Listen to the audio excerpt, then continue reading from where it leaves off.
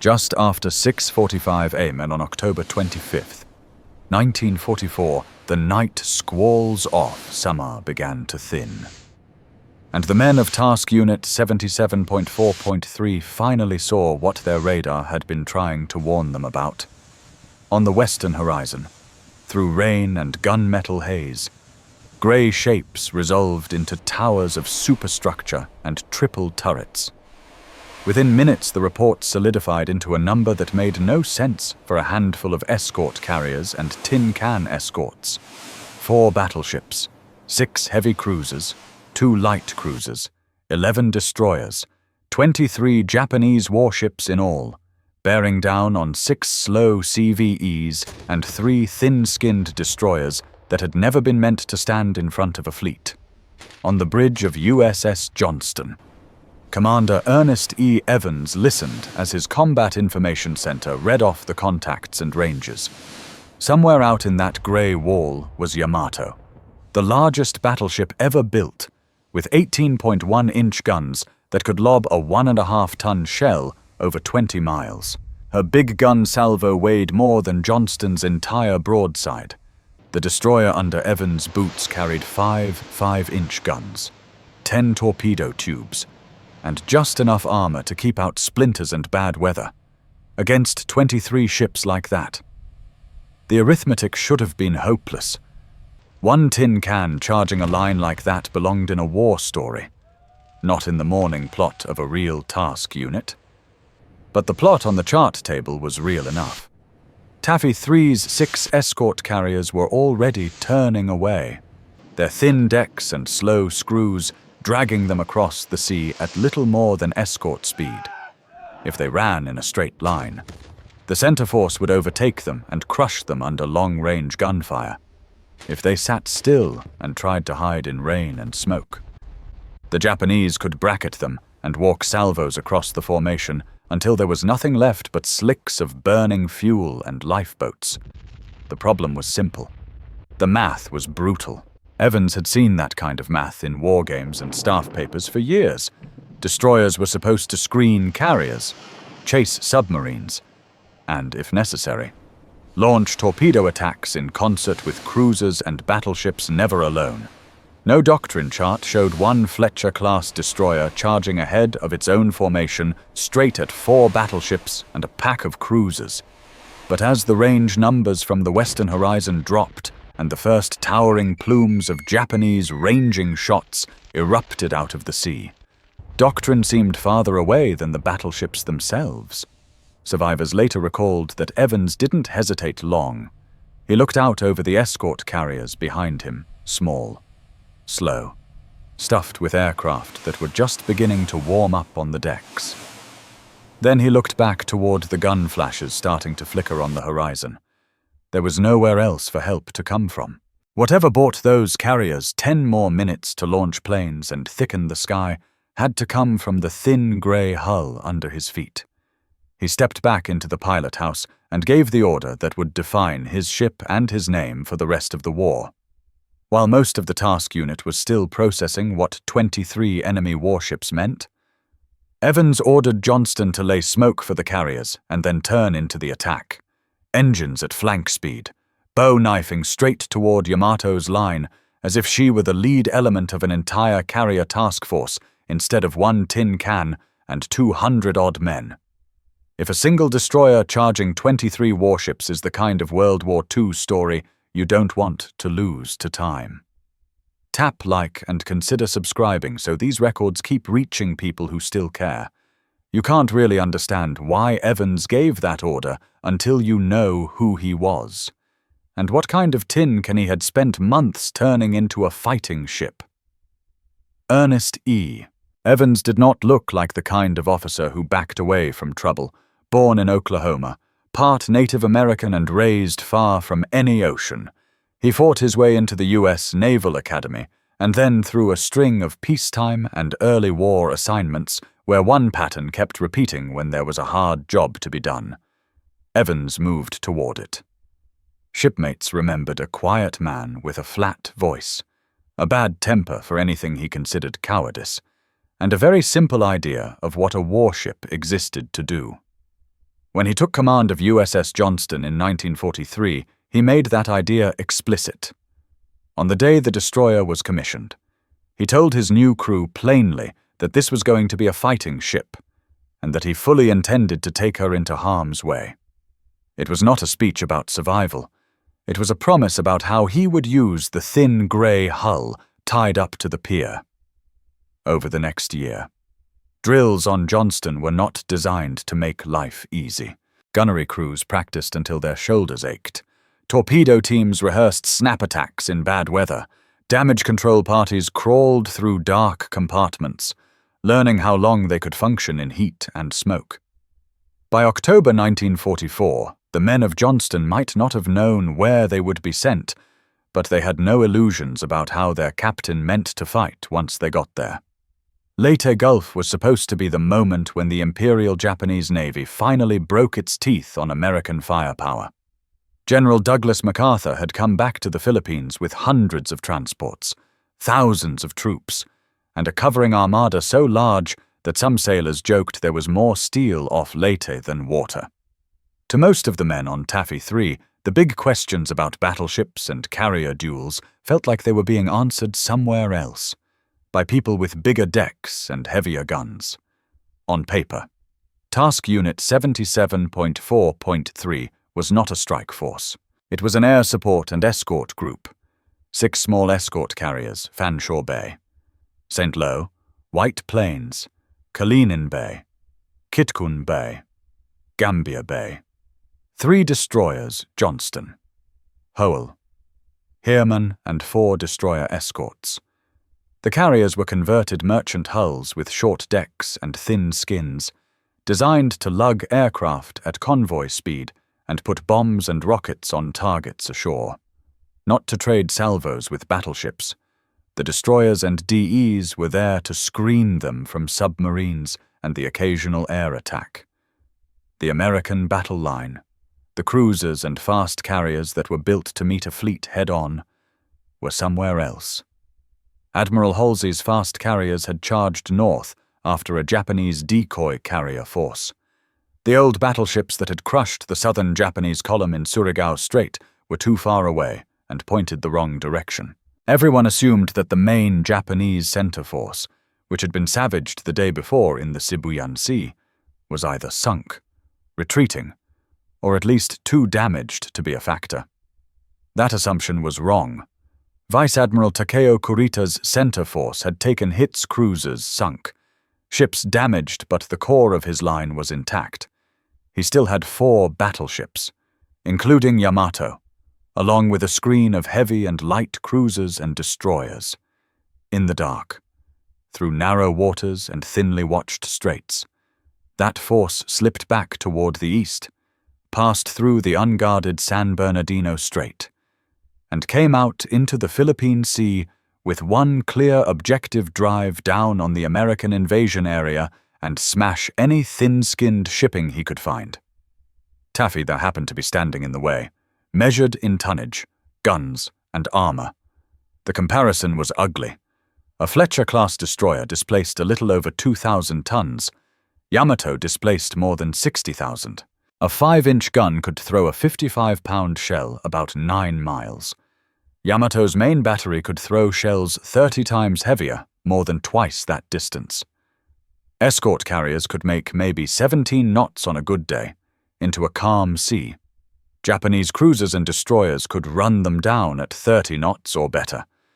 The 6 CVEs of Taffy 3 were not empty. Their decks held FM-2 Wildcats and TBM Avengers, aircraft that had spent the last days pounding Japanese troops, ships, and airfields in support of the landings. But early on the morning of October 25th, many of those planes were sitting on deck, not gassed, not armed for anti-ship work. Others were already airborne with loads chosen for ground support or anti-submarine patrols, not for attacking battleships' depth charges, small bombs, and machine guns instead of armor-piercing ordnance in the first minutes after contact. The obvious play for a small escort group was clear run east. Lay smoke, call for help, launch whatever airplanes could fly, and hope that someone bigger and heavier arrived before the Japanese line caught up. Doctrine said destroyers should stay close enough to their carriers to screen them, close enough to throw up smoke and flak and, if the enemy got too near, maybe launch a coordinated torpedo attack under cover of bigger ships' guns. Doctrine did not envision one escort group alone on the receiving end of a full fleet sortie. Geography made the problem worse. Behind Taffy 3 lay the rest of the Leyte operation, more escort groups, more transports, the flow of reinforcements and supplies that would make MacArthur's I Shall Return more than a photograph on a beach.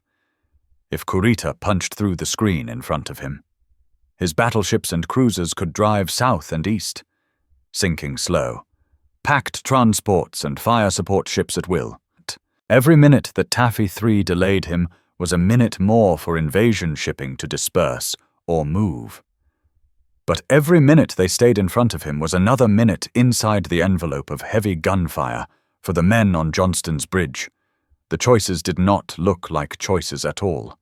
They could run and almost certainly be overtaken.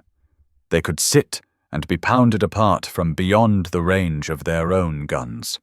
They could hide in squalls and hope, for a little while, that the next ranging salvo walked over someone else instead.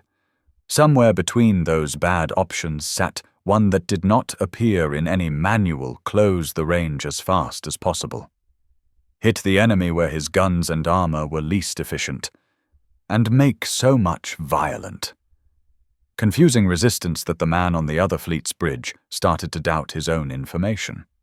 That idea did not come out of a staff exercise. It came from the way one destroyer captain thought about his ship, his crew, and his job. By the time Kurita's first salvos were straddling the escort carriers, Ernest Evans had already started to turn that idea into orders. On Johnston's bridge, the early reports from lookouts and CIC came in clipped, almost calm, enemy battleships bearing down, shell splashes already walking closer, escort carriers beginning to turn away, trying to buy distance one slow knot at a time. There was no order from higher command yet that could magically change what ships were on the plot. What Evans did next would come from his own reading of the situation, not from any printed plan. Survivors later remembered that he didn't ask for a conference or a vote. He simply began issuing orders. First came the obvious one, lay smoke. Johnston swung across the rear of the escort carriers. Smoke generators turned up, stack gases thickening into a grey-white curtain that began to hide the fat. Slow silhouettes of the CVEs from Japanese rangefinders. That alone would have been aggressive work for one destroyer under fire. But Evans was not thinking in terms of a screen that bought a few minutes. He was thinking of how to attack. While Johnston was still running her smoke line, he gave the second order that broke with Doctrine, instead of taking station in a defensive arc around the carriers. Evans ordered a turn toward the enemy. Left full rudder, engines to flank. The destroyer's bow came around, cutting through its own smoke, leaving the carriers in a shrouded bubble behind her. Men on deck felt the ship heel and soar. Through gaps in the haze, the distant flashes of enemy main batteries, down in the torpedo spaces. The crews did not need a long explanation. Fletcher-class destroyers carried 10 21-inch torpedoes in 2 quintuple mounts. Used properly, at the right range and angle. Those torpedoes were one of the few weapons on Johnston that could hurt a battleship badly with a single hit. But getting close enough to launch meant running straight into the envelope, where every Japanese gun from cruiser down to destroyer could reach them, while officers in CIC worked up an intercept course. Speed, target angles torpedomen checked gyro settings, warheads, and firing circuits. They knew the numbers their fish were most effective inside a few thousand yards. That meant letting the range close until the water between Johnston and the enemy was short enough for spotting officers to count turret faces and superstructure levels. Not just masts. On the gun decks, 5-inch crews ran through routines that had been drilled in safer seas. Ammunition parties hauled shells and powder cases. Loaders checked breech blocks and fuses. Trainers and pointers settled in behind their sights. They would not be firing armor-piercing shells at battleship belts. That was a losing contest. Their best chance was to go after superstructure radars, rangefinders, directors, bridges, if they couldn't sink the enemy fast. They could try to blind him and tear the fire control brain out of the big guns. The rest of Taffy, though, was moving too. On the CVEs, flight deck crews were already racing to spot aircraft and get them airborne with whatever ordnance they had. Pilots who had planned on a morning of close air support and anti-submarine patrols scrambled into cockpits loaded with depth charges. Small bombs, or even nothing at all, ordered to take off. Find the enemy, and attack however they could.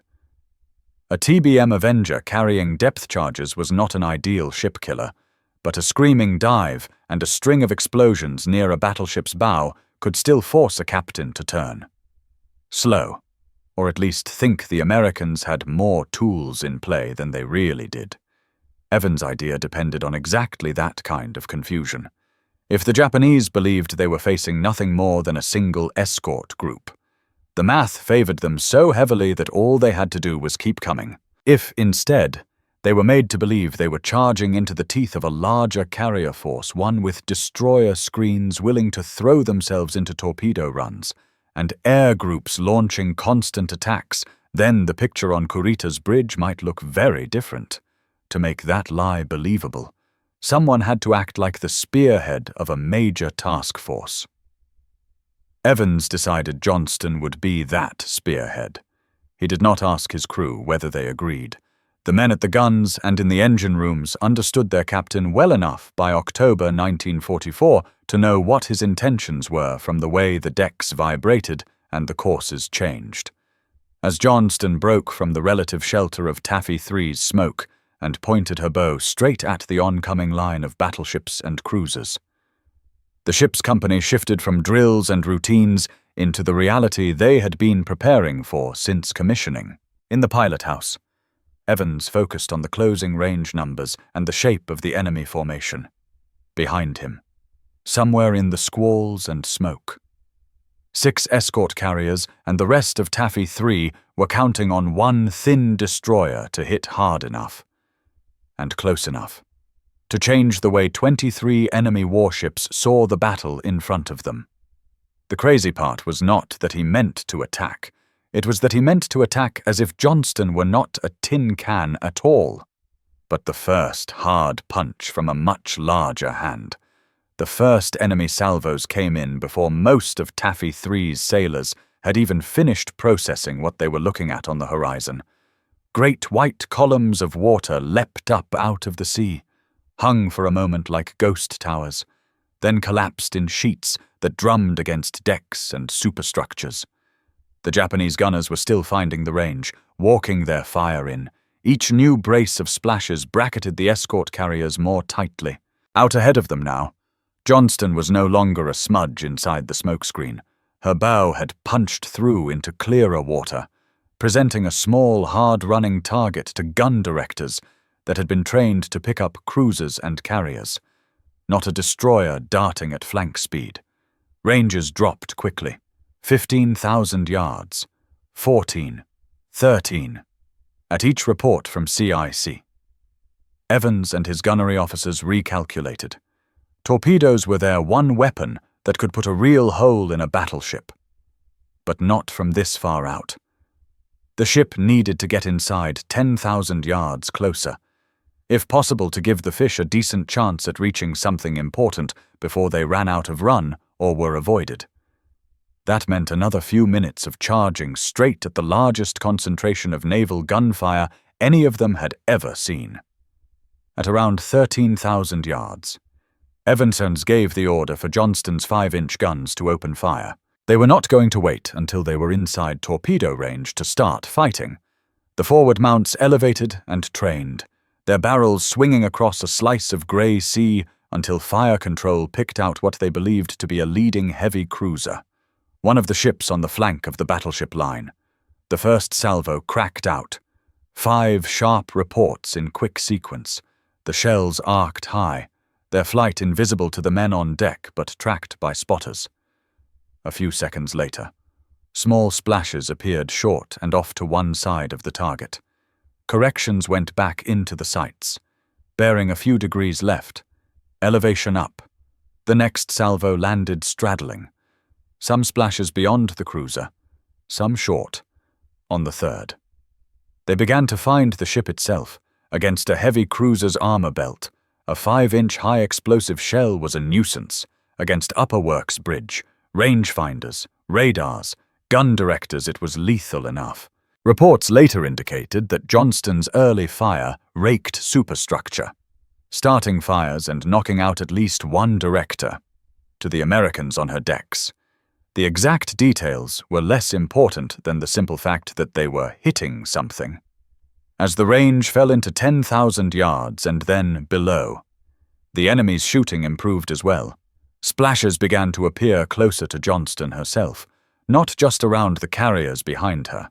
One near miss slammed into the sea close aboard, sending a column of water high enough to drench the forward gun crews and rattle teeth.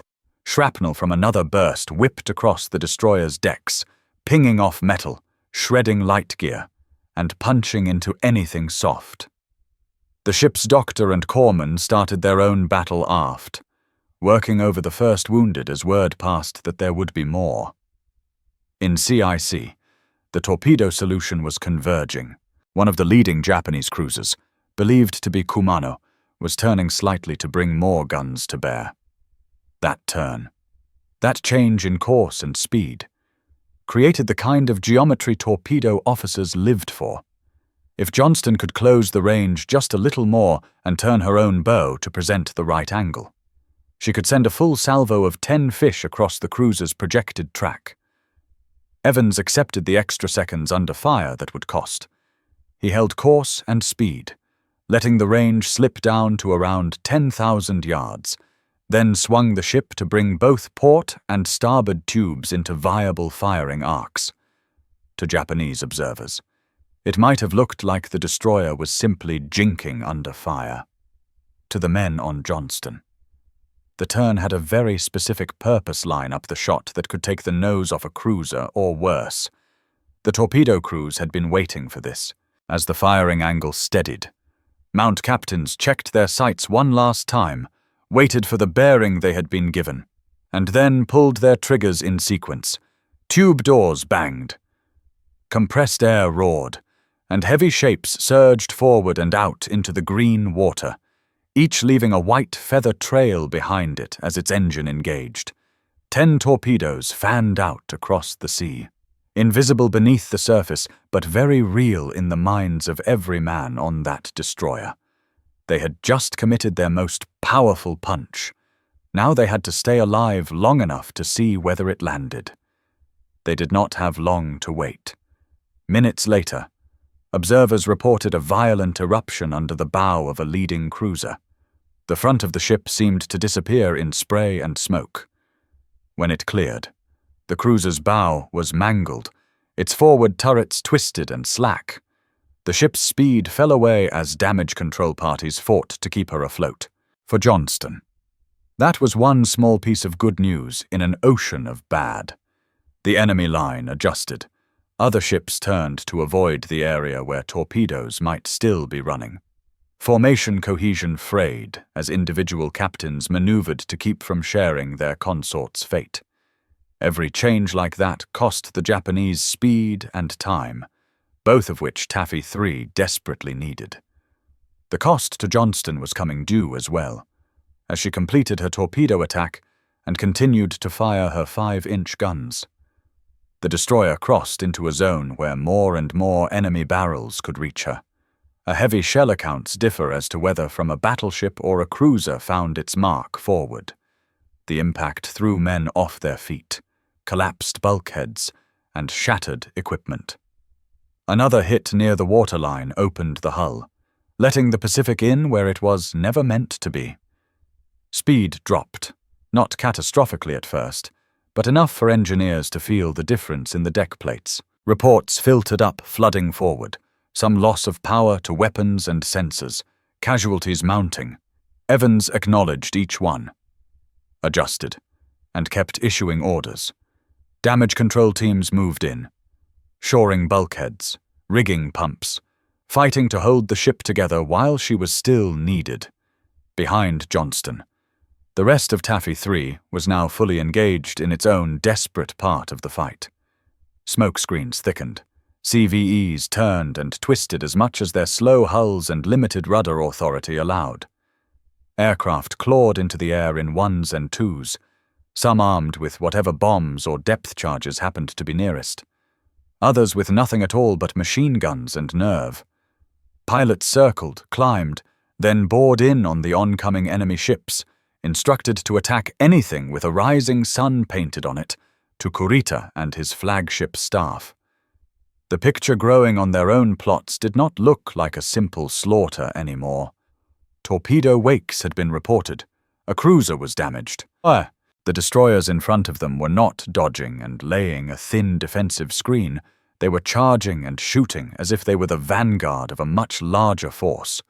Planes pestered them, constantly dives, strafing runs, splashes of bombs and depth charges near hulls, the physical damage often small, but the psychological effect very large.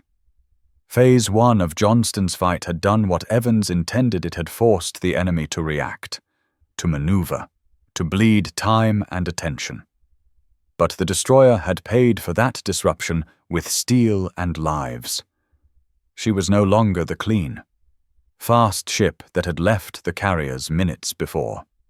Her decks were scarred, her forward spaces flooded, and her crew was already fighting on two fronts, one against an entire fleet, and one against the sea trying to get in.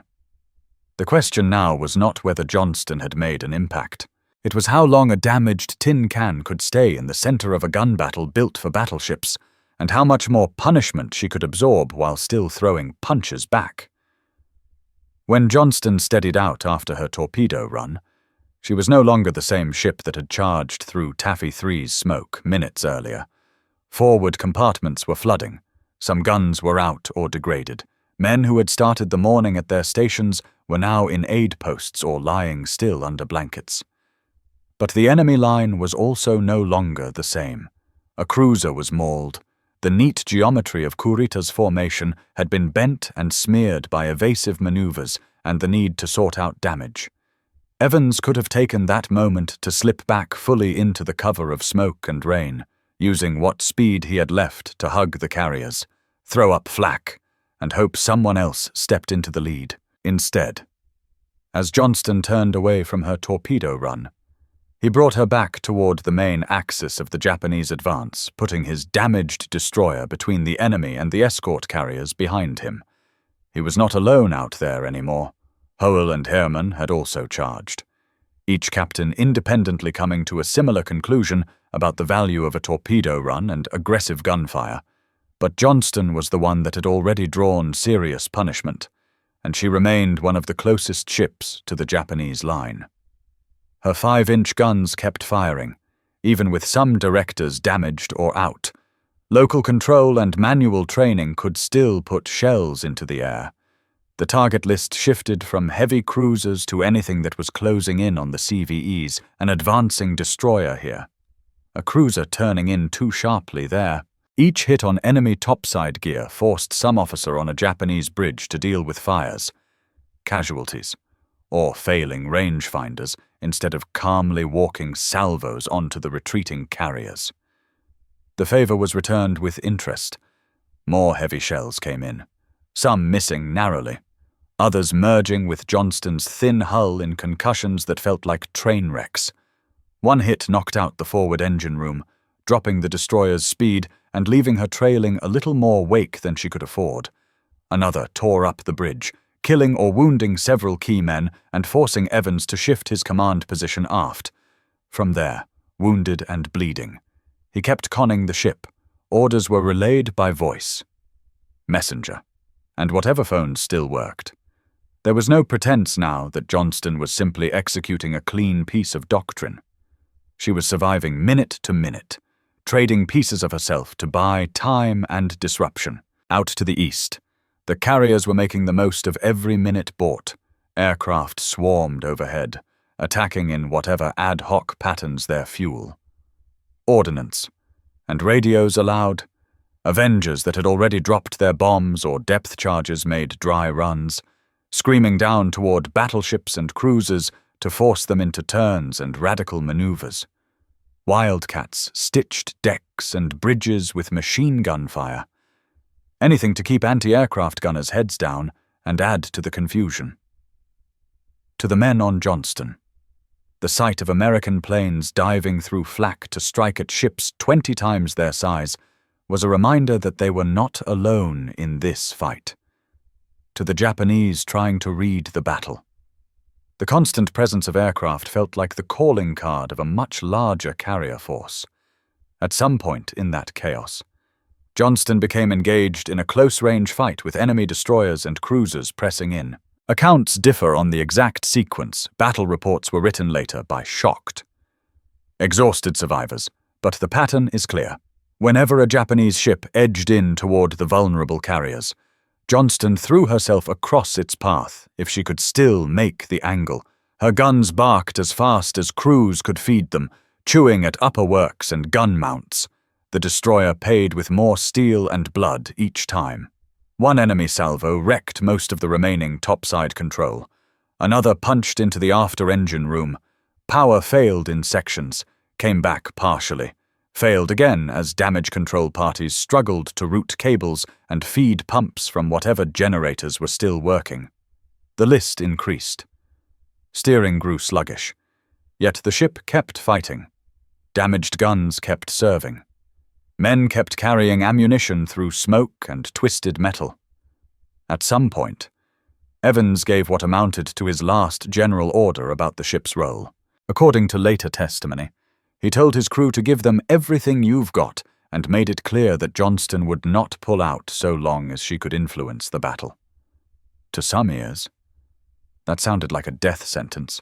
To others, it was simply confirmation of the promise he had made at commissioning. This was a fighting ship, and they were in harm's way. The cumulative impact of that kind of resistance was greater than the tonnage on any one hit. On Kurita's flagship, staff officers tried to reconcile what they were seeing with what they believed they were attacking. They had been told they might run into American carriers, but the sheer ferocity of the destroyer and air attacks, the presence of torpedoes, the constant harassment from above and ahead, it all suggested to some that they were charging into the screen of a major task force, not a single escort group. Their own damage reports fed that impression. Hits taken, maneuvers forced, a cruiser with her bow blown apart, guns out of action. The time spent dealing with those problems was time not spent driving straight and fast toward MacArthur's transports. For Taffy 3, the immediate result was life measured in more minutes. Some CVEs took hits, some were mortally wounded, others dodged shells by what looked to survivors like inches. But none of them were instantly erased in the kind of clean, distant hammering the math on paper had promised. They twisted, turned, and ran, protected by smoke, squalls, and a handful of destroyers and DEs that refused to die quietly. Eventually, even a ship as tough in spirit as Johnston reached the end of what her hull and crew could absorb. Flooding became uncontrollable in multiple compartments, with power failing and steering compromised. She could no longer maneuver meaningfully, only wallow along at a fraction of her old speed. Guns fell silent one by one as power and ammunition ran out, or crews were killed at their mounts. Evans ordered abandon ship when it was clear that staying aboard meant only sinking with her. Men scrambled for rafts and debris under continuing fire.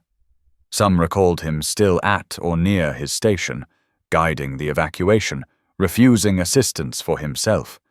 He was last seen near the fantail, without a life jacket, moving as if he intended to keep directing his men until the sea took the deck out from under him.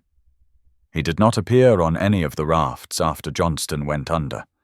The destroyer rolled and sank sometime late in the morning, leaving behind a patch of oil, debris, and men in life jackets spread across the waves. For those in the water, the battle did not end.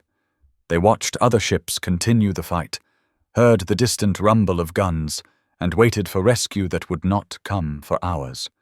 Some were strafed by passing aircraft that could not tell friend from foe in the chaos. Others simply drifted, thinking about the orders they had heard that morning and the way their captain had executed them. Up to the north and west, the Japanese center force wrestled with a different kind of exhaustion. Damage had been inflicted, ships had been hit, some severely, torpedoes had been reported. Air attacks continued to arrive in waves, often uncoordinated, but relentless. Reports from lookouts and signalmen painted a picture of determined resistance. From ships that, on paper, should have folded at some point after midday. Kurita made the decision that would define the Battle off Samar. He turned his force away.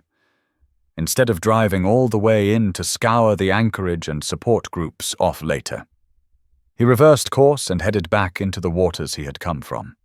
Scholars would argue for decades about his reasons conflicting reports: fear of air attack, concern about fuel and losses already taken. But for the men of Taffy 3 floating in the water or limping east on damaged decks, the effect was simple. The fleet that should have crushed them had turned away. Johnston lay on the bottom. Many of her crew would never see home, but the thin grey hull that Evans had promised to take into harm's way had done exactly what he said it would. It had fought until it could not fight anymore, and in doing so had helped turn a one-sided equation into something the enemy no longer wanted to solve. In the official histories, the Battle off Samar is one chapter inside the larger story of Leyte Gulf. On the chart, it looks almost abstract: lines of ships, arrows of advance, symbols for vessels sunk and damaged. What those lines don't show is that, for a few hours on the morning of October 25th, 1944, a single tin can destroyer helped convince a Japanese admiral that he was punching into something far more dangerous than 6 escort carriers and 3 thin-skinned destroyers. For his actions that day, Ernest E. Evans was awarded the Medal of Honor posthumously. The citation talks about conspicuous gallantry and intrepidity, about closing to point-blank range with heavy ships and continuing to fight after his own ship was shattered. The language is formal. The reality underneath it is simple. A captain who had promised his crew that Johnston would be a fighting ship kept that promise to the last possible moment. Strategically, Kurita's decision to turn away meant that the worst-case scenario off Leyte never happened. His battleships and cruisers did not roll down on the invasion anchorage, did not gun convoys apart at close range, did not turn MacArthur's return into a bloodbath on the beaches. Historians can argue how much of that was fuel calculations, how much was concern about air power, how much was confusion. But when they draw up the factors that pushed him toward breaking off, the resistance of Taffy 3 and the way those tin cans attacked always appears on the list. There are at least 3 hard lessons in what Johnston did that morning. Aggression can rewrite the math.